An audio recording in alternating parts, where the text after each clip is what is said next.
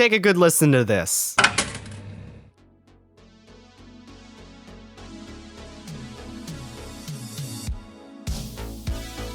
That's the sound of an age of gaming when you couldn't just simply plug the console into your TV. The arcades, while still existing in today's world, were very different back then. It was the only way to get intense graphics, smooth gameplay, and bankruptcy by playing games. But nowadays, you can do all that from the comfort of your own home.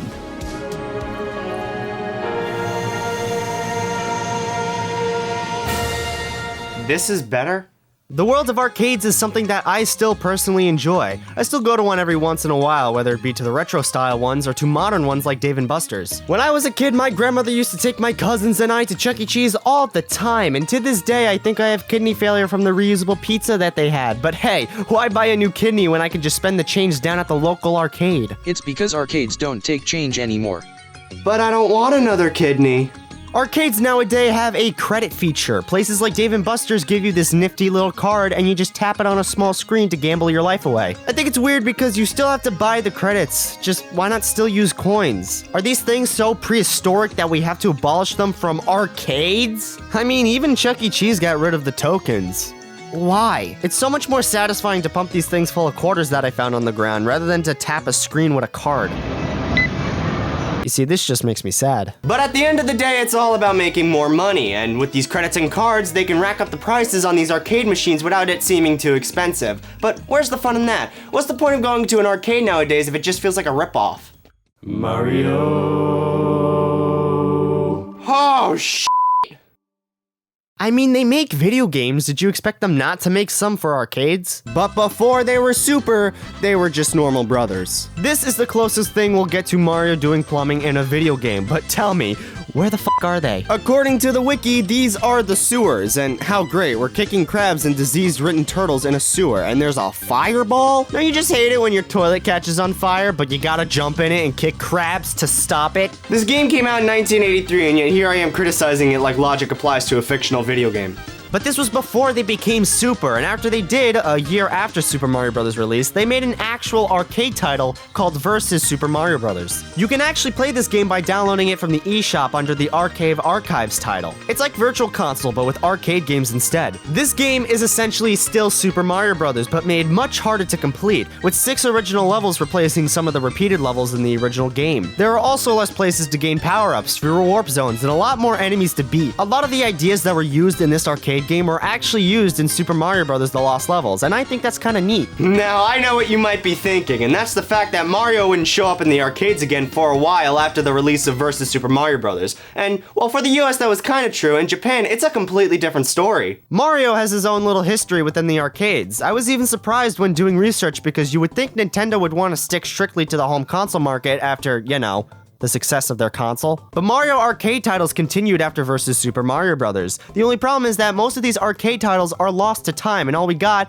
are names and low-resolution pics of the cabinets. However, most of these games were your average arcade gambling machines. Gamble your coins to win tickets, and for most people, it's just not that interesting. Like Super Mario Attack. It was a Japan-only game based on Super Mario World, where you had to land Cape Mario on different value medals. You can place bets and even double or triple your bet if you were feeling lucky, and it's something that's really interesting because when I think of Mario, I don't think of gambling in this kind of sense. That's more of a Luigi thing, if anything. The green gangly bitch took all my money and acts all smug about it. Who the fuck do you think you are, you two-timing slippery-shoed bitch? The Mario arcade games were always unique, even when they were your average pinball or coin stacking game. However, one that really interests me is Mario Undoki.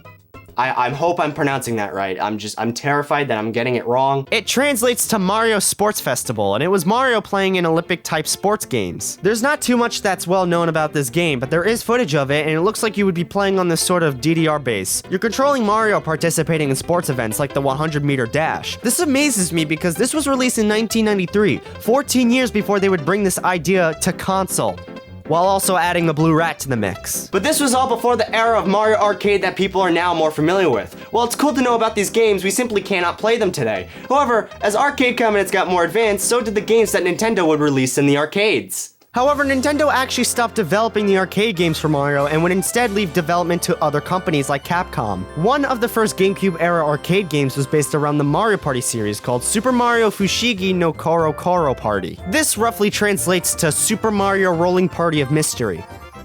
The fuck kind of drugs did they take to come up with that name? I might not be able to feel my hands, but boy, do I have a title for that Mario Party game. It was essentially a kind of remake of Mario Party 5 exclusive to Japan arcades, and while I can't tell what the hell's going on here, we do have low-resolution images of gameplay and a picture of the cabinet. It's hard to tell what's really going on and how the game worked, but as you can see, you could play this with up to 6 people instead of 4. Talk about a party that's with Mario and is very mysterious, since there's little info on it. But hey, why talk about a Mario game that has little info on it when we could talk about the sequel with no info on it? I'm so good at this! Look at the wiki article. My non-existent beard hairs are longer than this. A year after the first game, Capcom developed a sequel, and instead of 6 characters, you could play with up to 16 people. Thanks to this poster, we can speculate what the game might have been, and while I still have no clue, we can see what seems to be a small screen in the middle and a slot at the bottom for what I assume would be cool prizes. But enough of the cryptic stuff. There is one Mario arcade series that still exists and that everybody, and I mean everybody, knows about it. I mean, it's the only way to drive as Mario while being drunken in Dave & Buster's. Mario Kart Arcade GP. It was released in 2007 and developed by Namco, the first third-party developer to ever work on a Mario Kart game. This game actually runs on a more beefed-up GameCube called the Triforce, and it was hardware that was developed by Nintendo, Namco, and Sega. It makes it so that if you wanted to, you could run these games on the Wii and use a GameCube controller to play them, but it does make it awkward if you do so. The game uses the Mario Kart Double Dash engine, but don't think it's just a Double Dash port because it's so not. I've been wanting to talk about this game for years now. It's one of the most unique games within the Mario Kart series, from the gameplay down to the controls. Just like any other racing game, this game has pedals and a steering wheel, so it simulates driving much better than a Wii wheel. There's a button in the center of the wheel, and that lets you use the items in this game, and the items are very unique. You have your shells and bananas, but most of the items you see in this game are very unique to not just the Mario Kart series, but just to racing games in general. You got items that mess with the wheel, change your tires, explode on impact. It's nuts. However, when I played the game, I felt that most of these items didn't really slow me down, and I kept racing as if nothing happened, but it's still cool to see these unique items and their effects. It really does create an experience like no other, but what sets this arcade game apart from others is that it's treated like an actual at-home console game. You can unlock tracks and more items in this game, and it's interesting knowing the nature of arcade games. Going to an arcade for most isn't a common thing to do, even when this game was relevant, so having the option to save your data via the Mario card was kinda bold. With this card, your progress gets saved to the card, and it can be used on other cabinets to progress yourself in the game. The only problem is that not every machine had the Mario cards to buy, and if you're like me, where every cabinet you went to didn't have that feature, you lie awake at night wondering what could have been. I could have been a NASCAR driver if I got that card. But unlockables or not, the racing in this game is pretty smooth and fun, although drifting in this game kind of takes a back seat. It's harder to control, so there's not really too much of a benefit for mastering it in these games. However, a big problem with this game is that the races take so long to complete. Some races go up to 7 laps, and the tracks are too long in my opinion for that. Not only that, but the tracks themselves feel very limiting, and I understand why this is. It is an arcade machine, and you can't do more besides steering and braking, but these set pieces and layouts feel very generic. It makes it hard to try to beat the game in one sitting if you don't have the Mario card, and again, not every machine had that feature, so what do you do then? You cry and then flunk out of college because Mario Kart Arcade GP couldn't save your data, and it consumes you more than the knowledge of knowing that the older you get, the older you are. But maybe the sequel will fix things! Yeah, they made a sequel, and it's way better than the original. It still runs on the same engine and suffers from the lap problems, but tracks are way better. They have a Waluigi Cup in this game? Alright, this is the best game. Pack it up, boys, let's go home. No more Mario Kart, this is the only one we got now. They added more items too, with some being obscure references, like the carrot from Super Mario Land 2. It turns your cart into a bunny and it hops around, making it hard to speed up. The items here actually feel like they cause damage, and there's more diverse options when racing now. Speaking of diverse, the roster of the racers was also expanded a little bit. I mean, think of the possibilities. I'm personally rooting for some arcade classics to join, like Michael Jackson from Michael Jackson's Moonwalker. And nothing else. He's not from anything else. Well, we didn't get Michael Jackson for obvious reasons, but we did get Pac-Man, Miss Pac-Man, and Blinky. I mean, these games were developed by Namco. It's a no-brainer to put not only Pac-Man characters into the game, but also have a Pac-Man Cup. I love these tracks because they're so fun and creative. In the second game, we got another character in the form of... the fuck? Mamechi?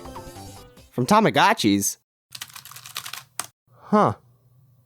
This is actually really cool. You're telling me I can torture my virtual pets in the arcades now? Hell yeah!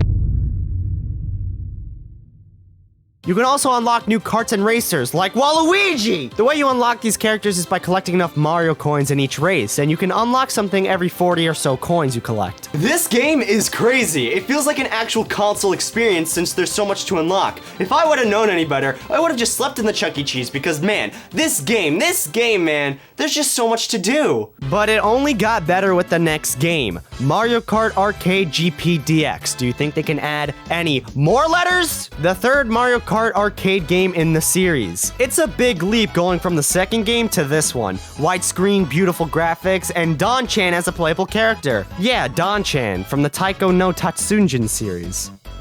I don't even know. I couldn't tell you why. Where did you come from and where did you go? Why were you only in this game and nowhere else? Answer me, you f***ing drum! This game is my favorite of the series because it looks gorgeous and they kept refining the gameplay to what I think is pretty damn good. Tracks are now longer but take less laps to finish. This causes way less fatigue when playing the game. You have elements from Mario Kart 7 like the gliders to keep the race feeling fresh and interesting, and drifting actually matters in this game. While in the previous games drifting wasn't all too important, here it's essential to win, as the CPUs this time around are on the most pure crack cocaine I've ever seen. I'm surprised Nintendo let them do that knowing their track record. This is something the older games had too. Like seriously, look how far they are on the map. With DX, you can easily catch up with other racers, but they can also easily catch up with you. I love this. It keeps the race feeling tense and it keeps me on my toes. Drifting becomes important because just like the console games, if you pull it off right, you get the chance to gain a big ol' boost. It's kind of like when I chug 12 5-hour energies and can stay awake for days on end. Who needs to blink when you can have more hours of energy throughout the day?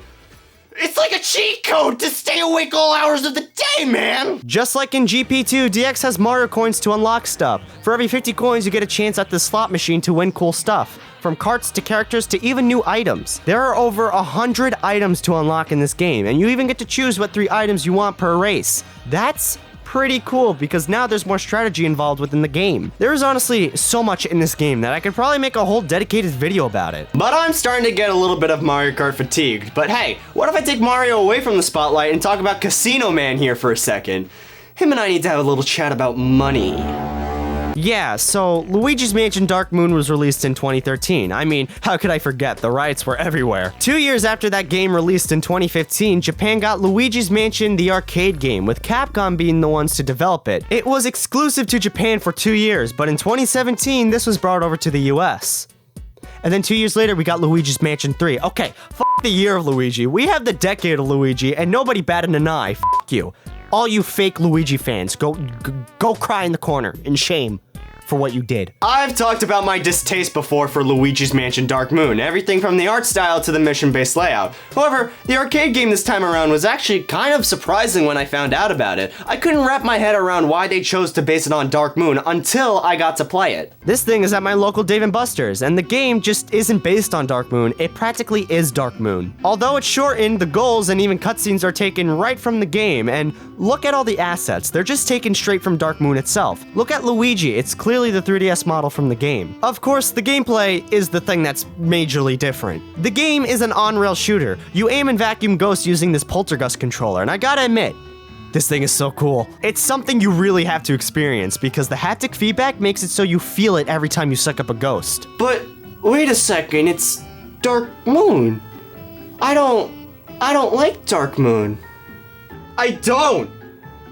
Stop looking at me with your greedy little eyes, Luigi. I don't like Dark Moon. I don't like the fucking game. I like this game. I feel like everything works. The art style, the gameplay, the mission structure, it shows that the ideas of Dark Moon had potential, but they just slapped it on the 3DS without really thinking about what that would do for the game. The game is very challenging though. I kept dying over and over again, and what didn't help was the amount of times you're vulnerable. Unlike in the console games, Luigi doesn't move when sucking up ghosts, so it's practically impossible to dodge attacks without losing the ghost you're currently trying to capture. But other than that, this game is great. Each level is fun to play in this perspective, and there's even unique cutscenes when you defeat the bosses. Give me my fucking money! I could sit here all day and continue to go on more about the arcade games Nintendo released under the Mario franchise, but let's be honest, the ones I talked about were some of the only ones with in-depth information about them. It's kinda sad that while we know that there were more Nintendo released games with the Mario RP, there's just not that much info on them. I got most of my information through the Super Mario Wiki, as there's really nowhere else to find this kind of info on these cabinets. Like for instance, there was a game based on New Super Mario Bros. Wii, New Super Mario Bros. Wii Coin World. I couldn't tell you what's going on here, but the game seemed to have a heavy focus on gambling, basically a glorified slot machine. Oh, so now you're too lazy to make gambling fun and unique, Luigi, aren't you? I know it says Mario's name in the title, but your face was all over the box, making you responsible for it. You also got games based on Mario Party 8 and 9, and just so much more from the 80s and 90s, and I really do wish we could see what these games were. I love learning about the history of games and franchises like Mario. It's just sad to see that a big part of his history is just not there. And someday, games like Mario Kart GP and Luigi's Mansion Arcade may suffer the same fate. We can only hope that these games are offered on the eShop someday, but knowing this company, they would rather you shell out 20 grand to buy a cabinet if you want to play the game at home. It might be because the arcade games they have today still make them some money. Yeah, but it wouldn't even matter when they have Luigi to scam everybody at the casino. What? Where'd he go? Where'd he go? Wait a minute. Where's my wallet? Where's my coin jar? That son of a bitch! I'm gonna rip the mustache off his little nose!